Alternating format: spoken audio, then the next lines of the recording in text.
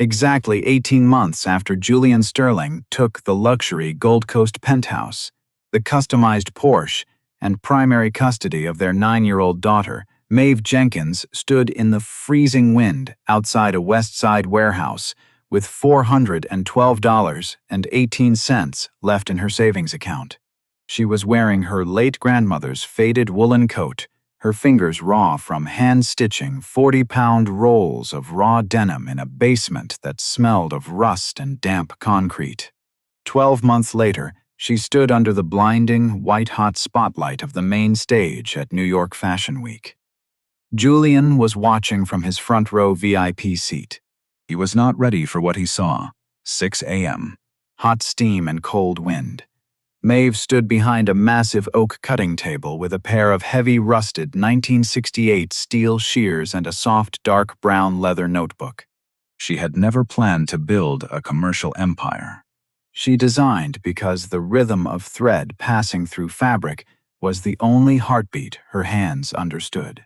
Maeve grew up on East 47th Street in the Bronzeville neighborhood of Chicago, in a brick brownstone that smelled of pressed cotton, dried lavender, and the sharp, warm scent of hot starch.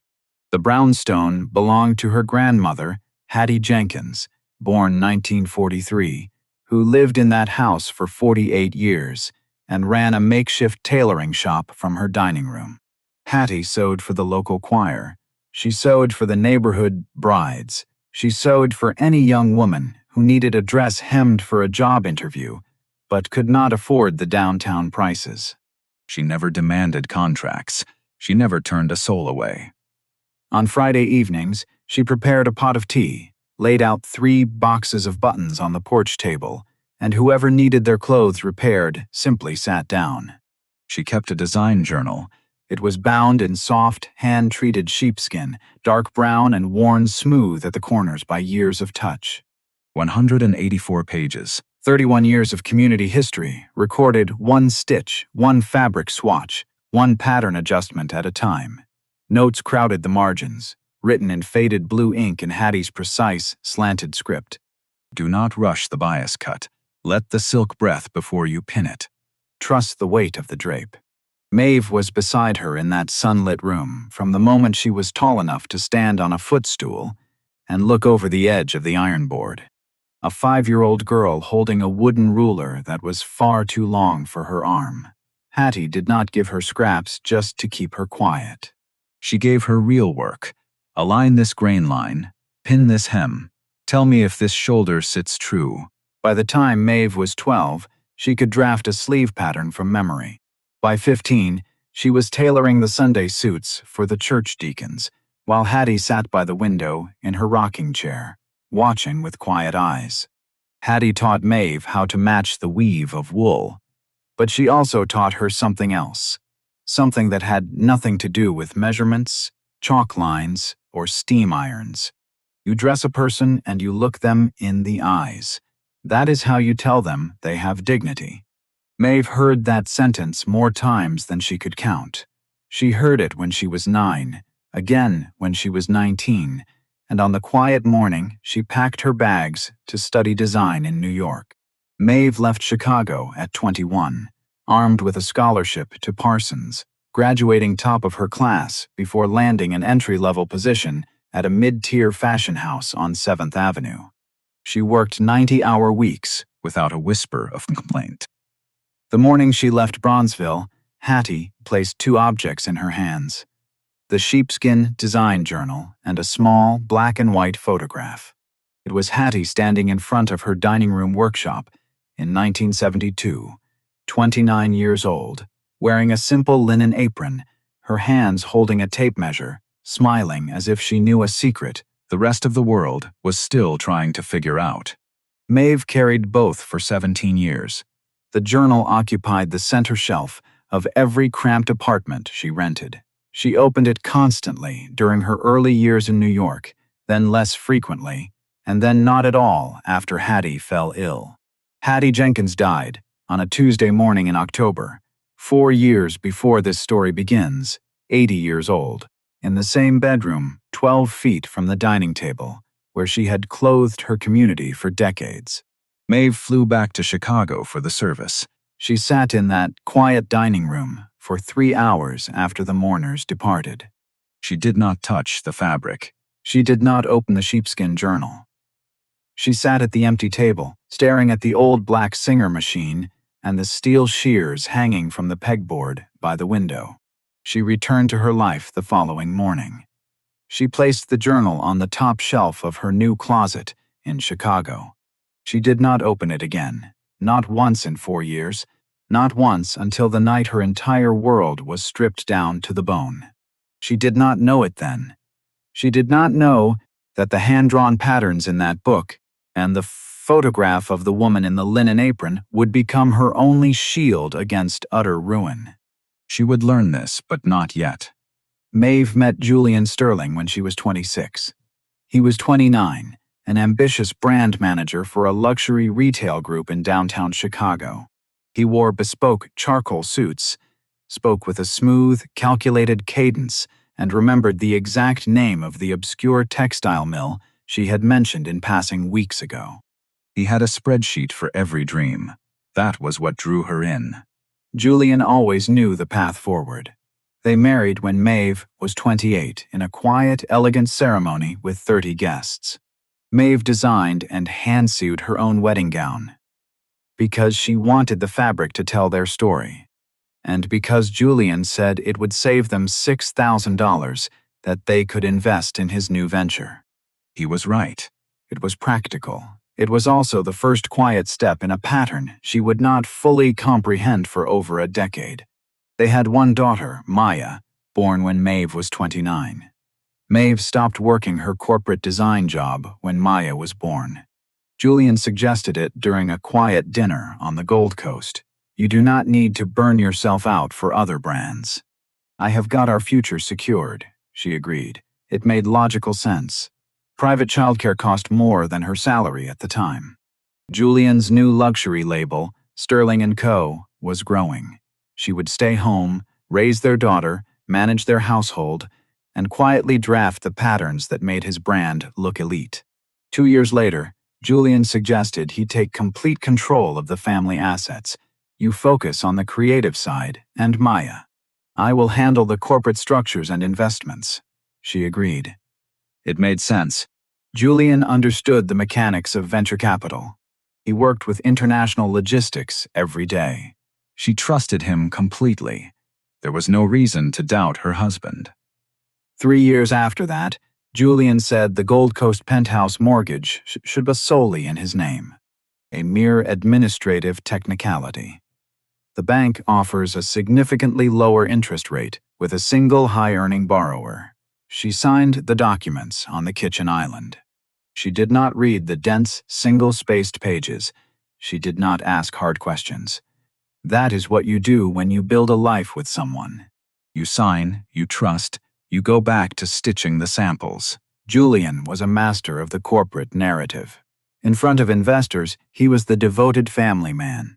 In front of the fashion editors, he was the visionary creative director. In front of their daughter, he was the father who curated weekend gallery visits. Maeve designed every single garment for the launch collections of Sterling & Co. She selected the silk, drafted the blocks, and spent 48 hours straight hand-draping the signature trench coats that the Chicago Tribune praised for weeks. She packed the trunks. She supervised the fittings. Julian introduced her to socialites as my beautiful wife, while the designs appeared on the runway as if they had materialized from his own mind. He never once publicly credited her hand. He used phrases like, "We executed a refined aesthetic," or "the collection came together beautifully," before steering the conversation back to his business model. Every major relationship Sterling & Co., built in Chicago, was anchored by a garment Maeve had drafted. Every investor presentation, every elite trunk show, every private fitting where Julian invited a high-net-worth client to their penthouse required Maeve to spend 18 hours in her home studio. Her hands built the literal material of his wealthy lifestyle. Her name was on absolutely none of it. Not on the corporate bank accounts, not on the trademark registrations, not on the design patents, not on the penthouse deed, not on the luxury vehicle titles. 12 years of drafting, draping, raising their daughter, and managing every detail of their public life, and her signature did not appear on a single asset that held value. She did not notice the shift. That is the nature of systemic control when it is executed with patience. You do not feel the floor sloping beneath your feet. You simply wake up one morning and find yourself standing on a precipice, with nothing but air beneath you. Julian began coordinating the divorce 16 months before Maeve discovered a single crack in their marriage. He retained Lawrence Vance, 55 years old, a ruthless asset protection attorney with an office overlooking the Chicago River. Vance did not negotiate settlements. He built legal fortresses. Julian did not want an amicable separation. He wanted a total erasure. In the spring of the year before the papers were delivered, Vance restructured the mortgage on the Gold Coast penthouse. The property Maeve had called home for 11 years went through a complex refinancing that transferred the title into an offshore-owned limited liability company controlled solely by Julian. Julian brought the documents home on a rainy Tuesday evening. He laid them on the marble island, while Maeve was finishing a sketch. He said the firm was consolidating its real estate holdings for tax efficiency. He said it would reduce their annual property tax liability by $9,000. He told her she only needed to sign the final authorization pages. She signed. She remembered the cold weight of the metal pen. She did not remember anyone explaining that she was signing away her right to her home. In the summer, Vance moved their joint savings. $83,000 was transferred to a private wealth account in the Cayman Islands. The monthly physical statements stopped arriving at the penthouse. Maeve did not notice because she had not looked at a paper bank statement in 7 years. Julian managed the accounts. That was the foundation of their agreement. In the autumn, the primary intellectual property of Sterling & Co. The designs Maeve had drafted from her grandmother's old techniques was legally assigned to a parent holding company with Julian listed as the individual owner. In the winter, the title of the luxury SUV she used to drive Maya to school was transferred, Julian's name only. In the spring, her corporate credit cards were quietly canceled. Julian claimed there had been a security breach and that the bank was issuing new cards. The new cards arrived. Maeve never saw them.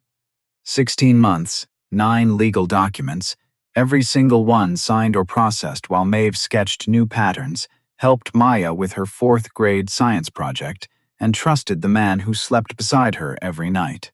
The divorce petition arrived on a dry afternoon in November. Maeve was standing in her home studio. She had just finished pinning a silk muslin. She was holding a pair of dressmaker's pins between her lips. Julian set the heavy linen envelope on the cutting table, right next to her grandmother's old sheepskin journal. She spat the pins into a magnetic dish. She opened the envelope. She read the first page. She did not sit down. She stood and read all 34 pages to the very end. Then she placed them back on the table, exactly where Julian had laid them. She did not cry. Julian was standing by the glass doors of the terrace. He had been studying her face. She looked at him. He looked at her. Neither of them uttered a word.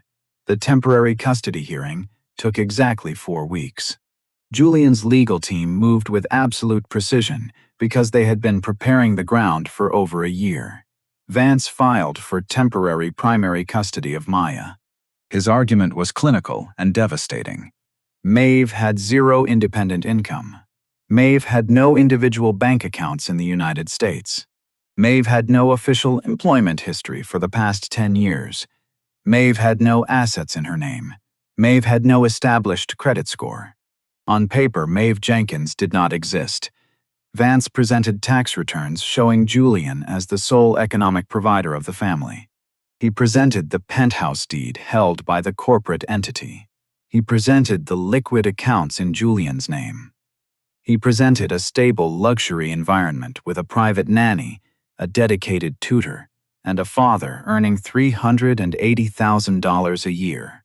The family court judge, citing the child's established lifestyle and the mother's lack of immediate financial stability, granted Julian temporary primary custody of Maya pending the final divorce trial. Temporary. But to Maeve, the word sounded like a heavy iron gate slamming shut. She packed one leather suitcase. She took her basic clothing. She took her grandmother's sheepskin journal from the shelf. She took the rusted steel shears. There was exactly $412.18 left in an old checking account she had opened during her first year in New York. A small account Julian and Vance had overlooked because it was registered under her maiden name and had remained dormant for a decade. $412. The one thread they failed to cut. She walked out of the Gold Coast penthouse on a freezing Friday morning. 11 years in that space, the massive drafting table where she had spent thousands of hours, the kitchen island where she made pancakes with Maya on Sunday mornings, the studio floor where her daughter used to play with fabric scraps while she worked. She did not shed a tear. She walked. Clara Thomas pulled up to the curb at 10:30 a.m. in a rusted silver sedan, the exhaust coughing in the cold air. Clara did not step out. She did not need to.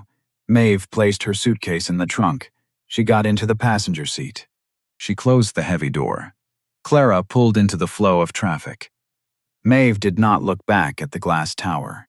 She looked down at the sheepskin journal in her lap, its dark leather cover worn, its pages containing 31 years of a woman's hands, and the black and white photograph of her grandmother smiling in the cold Chicago sun.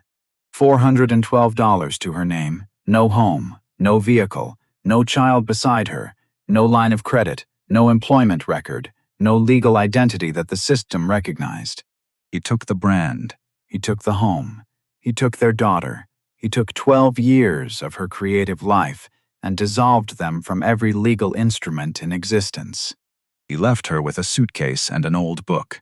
He believed he had left her with nothing. Maeve lived in Clara's tiny apartment on Lake Street, sleeping on a thin cotton futon that smelled of damp plaster and old radiator steam. She watched the green CTA trains rattle past her window. Every 45 minutes, their steel wheels screeching against the frozen tracks in the dark. She had exactly $412.18 left in her pocket, and her daughter was miles away in a bedroom she could no longer enter. She did not complain. She woke up at 4:30 each morning to the smell of cold coffee and the persistent chill of a drafty living room. Her phone held 3 text messages from Maya, asking when she was coming home, and why her father said she was too busy to see her. Maeve stared at the glowing screen for 10 minutes, but could not find the words to explain a world governed by bank accounts and luxury deeds. She kept her silence. She put the phone face down on the raw floorboards and pulled her grandmother's sheepskin journal from her suitcase. The sheepskin cover was dry, but the pages inside still carried the faint, clean scent of Hattie's lavender starch and hot iron. On page 28, written in the winter of 1974, Maeve found the instructions for the structural blind stitch, a technique that allowed a hem to be raised without a single visible thread on either side of the fabric. In the margin, Hattie had written a small note in her careful blue ink: "Do not force the needle through the weave. Let the grain guide your hand." Maeve traced the ink with her thumb, feeling the faint indentation her grandmother's hand had made 52 years ago.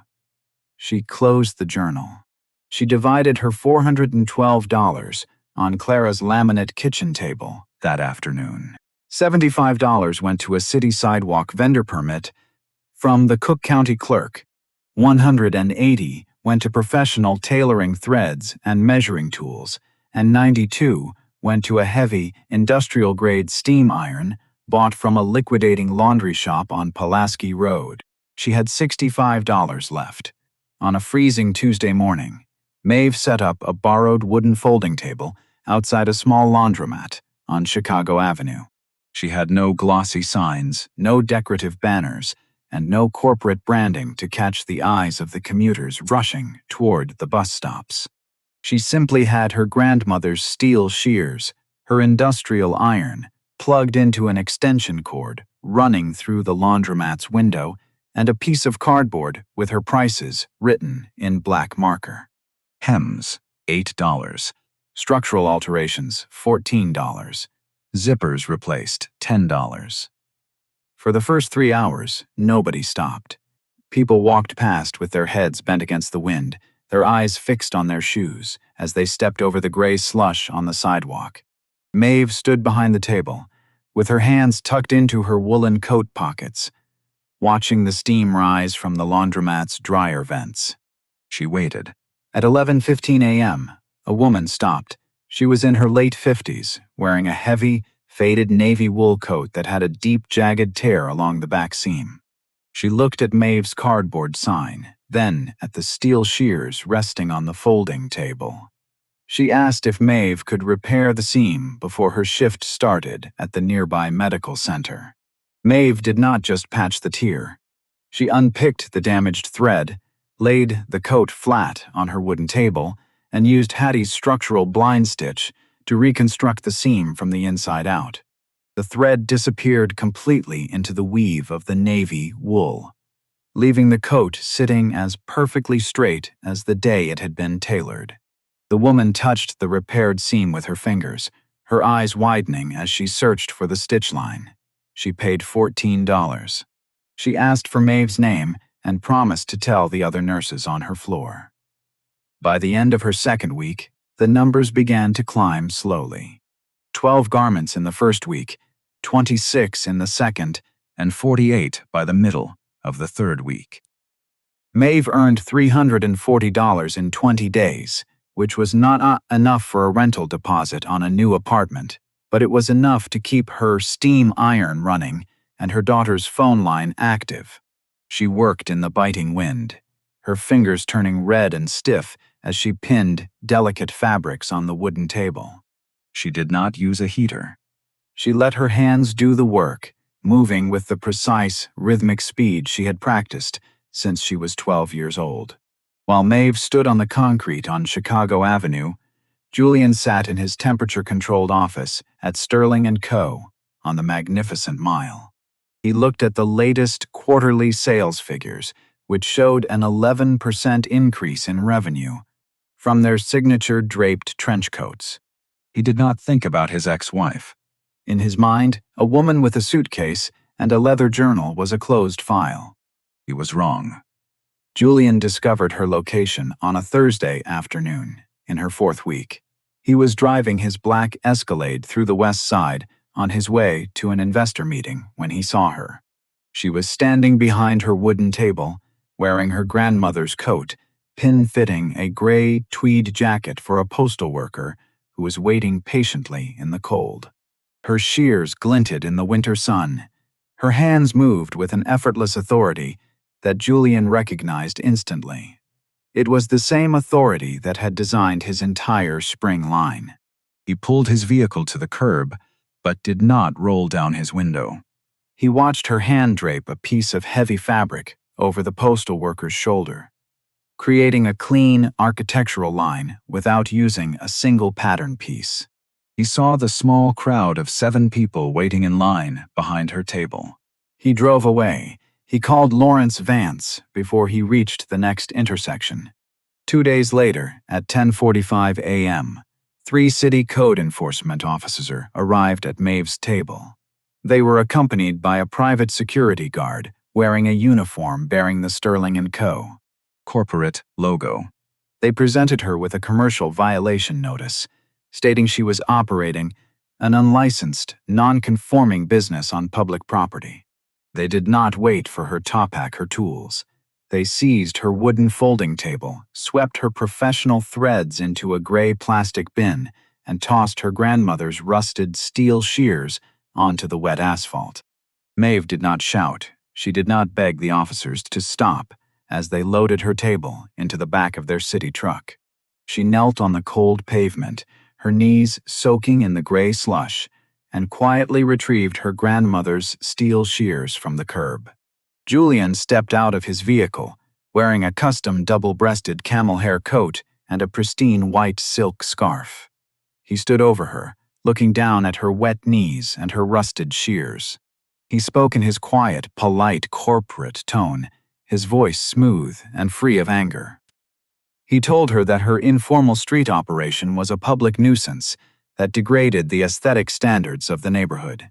He said it was standard protocol for the city to clear illegal vendors to protect licensed merchants. He told her that a woman of her caliber should focus on finding a stable, low-profile job rather than trying to play the designer in the dirt. Maeve stood up, wiping the cold gray slush from her knees. She held her grandmother's steel shears in her right hand, her grip steady and unyielding. She looked him directly in the eyes. "You can take the table, Julian," she said, her voice quiet and level in the freezing air. "But you can't buy the hand that made it." Julian did not answer. He turned and walked back to his vehicle, his polished shoes leaving clean tracks in the slush. The security guard drove the truck away, leaving Maeve standing on the empty sidewalk with nothing but her shears and her grandmother's sheepskin journal tucked safely inside her coat. She stood there for a long time, watching the gray exhaust from Julian's vehicle disappear into the cold Chicago sky. She did not cry. She walked back to Clara's apartment, her fingers frozen around the steel handles of her shears, knowing that the breaking point had finally arrived. Maeve did not stay in Clara's apartment for more than 48 hours after Julian cleared her sidewalk spot. She had two things in her hands: her grandmother's steel shears and the sheepskin journal. On Monday morning, Clara took her to see Marcus Vance, no relation to Julian's lawyer, a 62-year-old retired textile worker who owned an old, half-abandoned weaving mill on 51st Street in Bronzeville. The brick building had broken windows on the third floor, but the basement was dry, warm, and contained 4 functional electric looms from 1982. Marcus had worked with Hattie Jenkins in the late 70s, dye-vatting cotton and sourcing indigo from South Carolina. He remembered the blue ink recipes in Hattie's journal. He looked at Maeve's raw fingers and her rusted shears, then at the photograph of Hattie tucked inside the cover. He did not ask for a security deposit or a credit check. He offered her a 20-foot corner of the basement next to the boiler room for $150 a month, with access to the cutting tables and the steam lines. Maeve spent her first $50 of the week buying heavy linen canvas and black industrial thread from a liquidating warehouse near Midway Airport. She did not have the money to buy new sewing machines, but the news of her eviction on Chicago Avenue had already traveled through the local churches. By Wednesday afternoon, 3 retired seamstresses from Greater Mount Zion Church arrived at the basement. One brought a heavy, steel-cast white sewing machine from her attic, another brought a box of vintage horn buttons, and the third simply sat at the long table and began unpicking raw linen seams with her bare hands. They did not ask for wages or contracts. They worked because they had spent decades watching luxury brands buy their community's labor for pennies and sell it back to them in glossy catalogs they could never afford. They named the workspace Hattie's Loom, stenciling the words in gold paint over the heavy steel door facing 51st Street. The work began at 5 a.m. every morning. Maeve drafted the patterns directly on the fabric using a piece of white chalk, cutting each piece with the heavy steel shears without using a single digital projector or paper template. She launched a single, focused collection: 6 utilitarian trench coats made of heavy, indigo-dyed linen, structural shoulder lines that did not require metal pads, and deep hand-filled pockets that could hold a worker's tools or a mother's keys. She did not post them on high-end retail sites. Clara set up a simple business page on social media under the name Hattie's Loom, posting raw, unedited photographs of the seamstresses working under the yellow light of the basement. with the history of each garment detailed in short, factual sentences. Within 10 days, the page had 3,000 followers. By the third week, the followers climbed to 9,000, with orders arriving from independent boutiques in Portland, Brooklyn, and Chicago's Wicker Park. Helen Dubois, 48 years old, the senior fashion editor for Metropolitan Style magazine, discovered Hattie's loom through a photo shared by a local artist. She did not call ahead. She arrived at the basement on 51st Street on a rainy Thursday afternoon, her expensive leather boots clicking against the concrete stairs. She watched Maeve drape a heavy indigo sleeve over a wooden mannequin, her fingers moving with that calm, hypnotic precision that only comes from 20 years of daily practice. Helen touched the interior seams of the linen coat, searching for the stitch lines and finding none. It was the exact structural blind stitch that had made Sterling & Co. Has autumn collection the talk of the Gold Coast 6 months ago.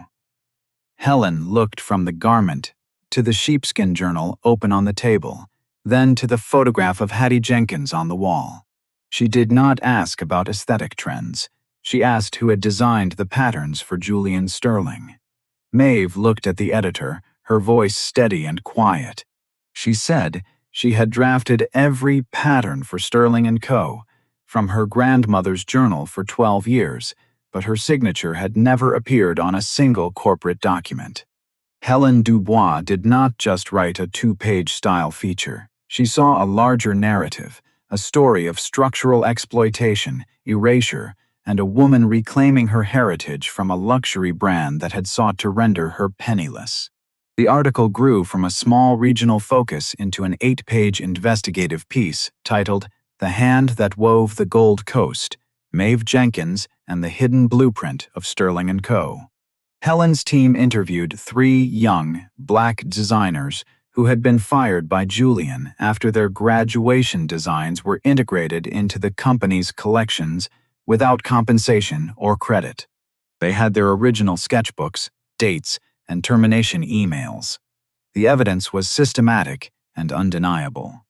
Julian received a draft of the article from Metropolitan Style's legal department 11 days before publication. He sat in his Gold Coast office, with the printed pages in his hand, his face turning gray as he read the testimonies of his former designers and his ex-wife. He called Lawrence Vance immediately, demanding a court injunction to block the publication.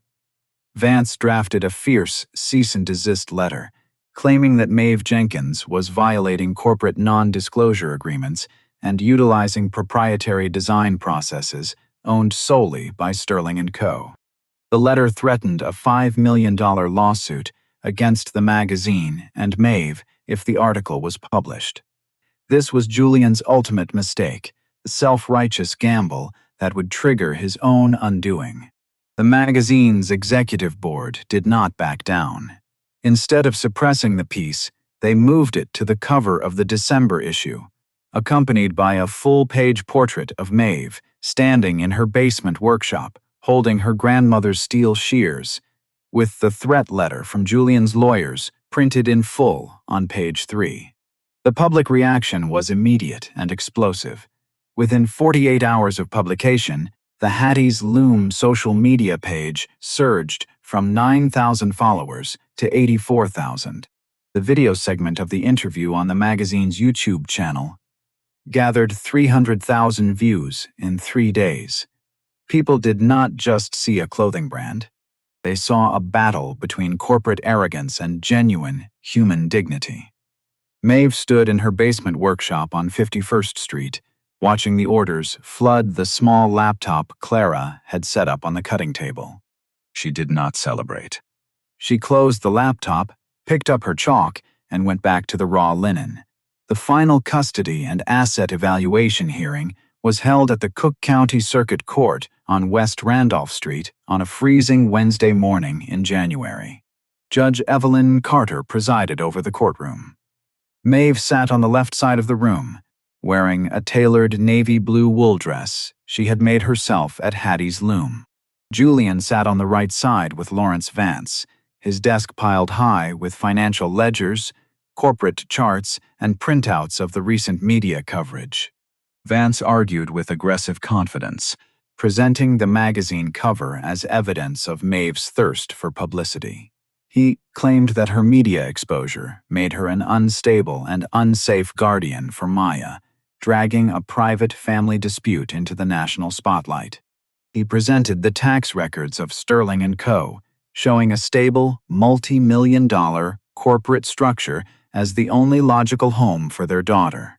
He did not mention that the publicity was entirely triggered by his own heavy-handed legal threats.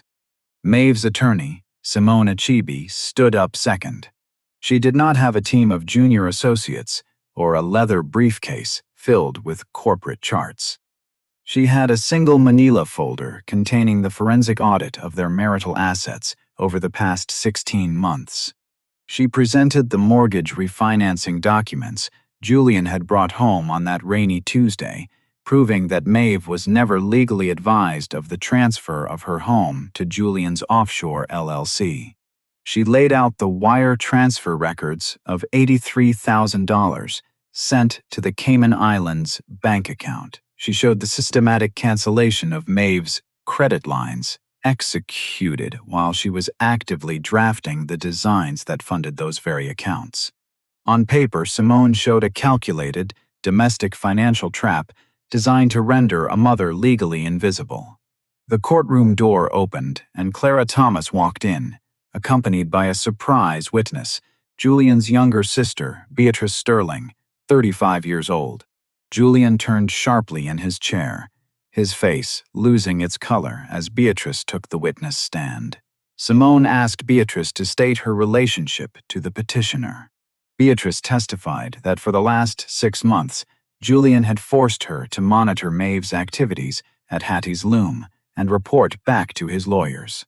She stated that Julian was the co-signer on her business loan for her boutique in Oak Park, and he had explicitly threatened to withdraw his name, forcing her into liquidation if she did not act as his informant. Beatrice testified that Julian had withdrawn his name anyway 3 weeks ago because she had refused to steal Maeve's draft patterns from the Bronzeville workshop. Her boutique had been forced into foreclosure. Beatrice presented 47 text messages detailing dates, times, and Julian's cold, calculated threats. Judge Carter read through the text messages slowly, her expression hardening with every page. She closed the folder with a sharp, echoing snap. The court finds that the father has engaged in a systematic pattern of coercive control, financial fraud, and third-party surveillance that is entirely detrimental to the child's well-being, the judge stated. Primary physical and legal custody of Maya is hereby transferred to the mother, effective immediately. The father's visitation rights are suspended pending a full psychological evaluation and a complete audit of his offshore assets. Julian sat frozen at his table as the judge called the next case. Maeve walked out of the courtroom, stood on the stone steps under the gray Chicago sky, and took out her phone. She called Clara's apartment where Maya was waiting. "You are coming home," she said. The legal filings became public record 48 hours later, and the consequences of Julian's actions cascaded with symmetrical precision. 2 of Sterling & Co. Largest international retail partners, reading the court's detailed findings on financial fraud and pattern theft, canceled their spring order contracts within 7 days, costing the company $4.2 million in projected revenue. It was not a coordinated boycott. It was simply a matter of risk management. Nobody wanted their luxury label associated with a man who used financial coercion against his own family. The department stores removed his draped trench coats from their premier window displays on the Magnificent Mile, replacing them with independent, ethically sourced designs. By March, Julian had to sell the Gold Coast penthouse to cover his mounting legal debts and corporate liabilities. Julian's romantic partner, a young marketing director named Evelyn, stopped returning his calls in November. She had known him as a wealthy, respected titan of the local fashion scene. When the public record revealed him as a man who used a shell company to strip his wife of her home while she slept, the illusion vanished. What he represented was gone, and she had no interest in the reality that remained. Julian ended up in a rented one-bedroom apartment in Cicero, facing a massive IRS audit of his Cayman accounts and a $47,000 bill from his own lawyers. He sat, alone in a kitchen he did not know how to use, looking at a dark television screen, realizing that the one thing he could never buy back was the creative hand that had built his name in the first place.